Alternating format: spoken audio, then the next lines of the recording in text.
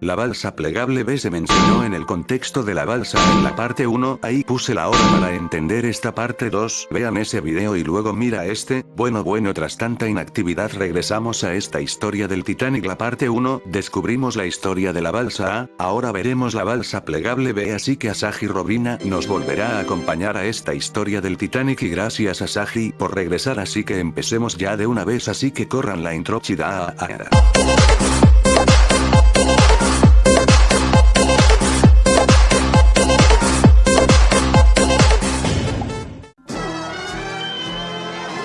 Bien, la balsa plegable B estaba arriba del cuartel de los oficiales del Titanic del lado de babor del barco, estaba a un lado de la chimenea número 1 del Titanic, era el 10º bote salvavidas que salió de babor. Ya en esos momentos la música estaba en sus últimos minutos y el último bote en escapar, su preparación empezó a las 2 am, pero en la preparación del bote fue un problema. Quien dirigió esto fue Harold Sidney Bride y Charles Herbert Lightoller, ambos deslizaron el bote a las 2:02 am. En 2 minutos la balsa fue arrastrada accidentalmente minutos después y cayó boca abajo, terminando boca abajo en el agua, pues no fue lanzado correctamente. La preparación empezó a las 2:02 de la madrugada. Arriba varios hombres entre tripulantes y pasajeros cayendo accidentalmente boca abajo en la cubierta del Titanic, pero en ese momento Lightoller se fue a estribor para ayudar en la balsa plegable, así que intentaron ayudar a varios pasajeros. En ese momento habían 30 pasajeros arriba del bote, empezaron a alejar a otros del bote, así que Asahi nos dirá qué más ocurrió. Adelante Asahi.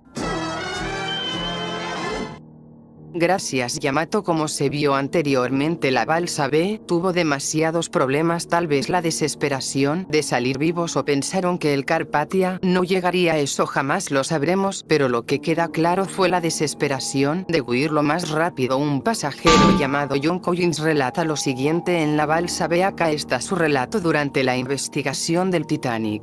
Entonces yo, otro mayordomo, los 2 niños y la mujer nos acercamos por ese lado, el lado de estribor, y cuando llegamos allí vimos que estaba hacia adelante. Vimos el barco plegable, bajaron de la cubierta del salón, y entonces los marineros y los bomberos que estaban adelante vieron la proa del barco en el agua y vieron que tenía la intención de hundir su proa, y gritaron por todo lo que valían que íbamos a ir a popa, y llegó la noticia de que se estaba botando un barco, así que nos dijeron que fuéramos a popa, y estábamos dando la vuelta y dirigiéndonos hacia la popa, cuando la ola nos arrastró fuera de la cubierta, nos arrastró fuera de ella, y el niño fue arrastrado fuera de mis brazos, y los escombros y la gente que estaba a mi alrededor me mantuvieron abajo durante al menos 2 o 3 minutos bajo el agua. Bueno, señor senador Bourne, el barco fue sacado de la cubierta del salón, y la ola subió y arrastró el barco de inmediato, y ella estaba boca abajo, señor, y el agua corrió sobre ella. La voltearon y nos paramos sobre ella. Acá se ve como los de la balsa B les fue algo peor. Luego de eso, a las 2:10 de la mañana, unas 10 personas estaban ahí, entre ellos Lightoller, se aferraron fuerte a la balsa para no ser llevados por la corriente. La balsa se elevó en el embudo delantero y se detuvo cerca del inundado bote plegable A. A continuación se verá unas palabras sobre cuando estuvo en el bote B. Esta fue en una entrevista en 1936, un poco más tarde, la apariencia del embudo delantero se fue. Y el embudo, que pesaba quizás 50 o 60 toneladas, cayó al agua. Pasó por alto la balsa y algunos de nosotros nos aferramos a ella, por centímetros, hubo muchos que no pasó por alto. Evidentemente, el lavado del embudo que caía nos había recogido, con balsa y todo, y nos arrojó fuera del barco por completo. A continuación, Yamato nos dirá qué más sucedió. Adelante Yamato.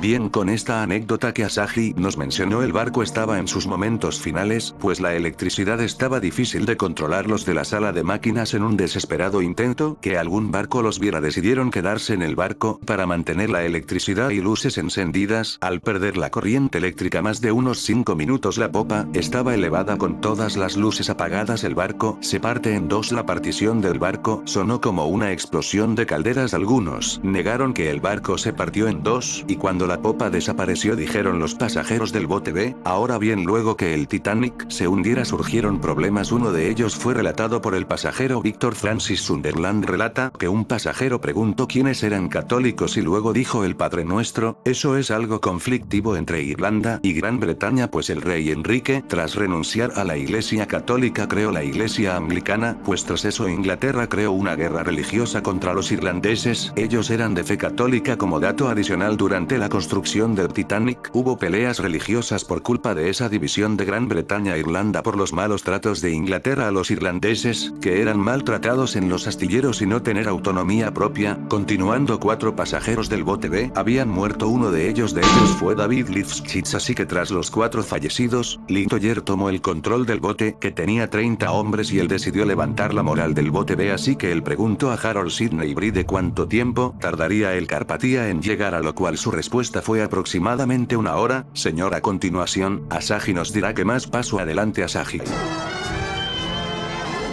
Gracias, Yamato. Ahora bien, alrededor de las 4:30 am de la madrugada, ya amaneciendo, un pasajero llamado Archibald Gracie IV relató lo siguiente, que él vio 4 barcos a lo lejos y entonces Litoyer sacó su silbato, que lo tenía guardado en su bolsillo, para llamar la atención de los botes número 4 y el bote número 2. El Litoyer ordenó que recogieran a los pasajeros del bote plegable B. Los botes recogieron un total 27 pasajeros. Entonces el bote número 2 llevó 16 pasajeros, entre ellos Litoyer. Él se hizo a cargo de los 16 pasajeros, mientras el bote número 4 llevaría 11 pasajeros. Ya con los pasajeros en otros botes, el bote plegable B quedó a la deriva en el océano, pero ahí no termina. El 20 de abril, durante la recuperación de los cadáveres de los fallecidos del Titanic, fue hallado el bote B. Se intentó recuperar el bote B, pero todo fracasó, así que el bote siguió a la deriva hasta su destrucción.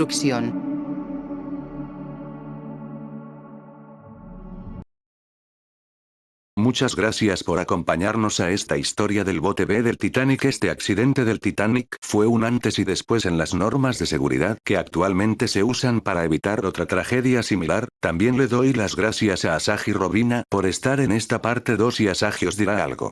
Gracias, Yamato, por la invitación. No se les olvide pasarse por mi canal y suscribirse a él.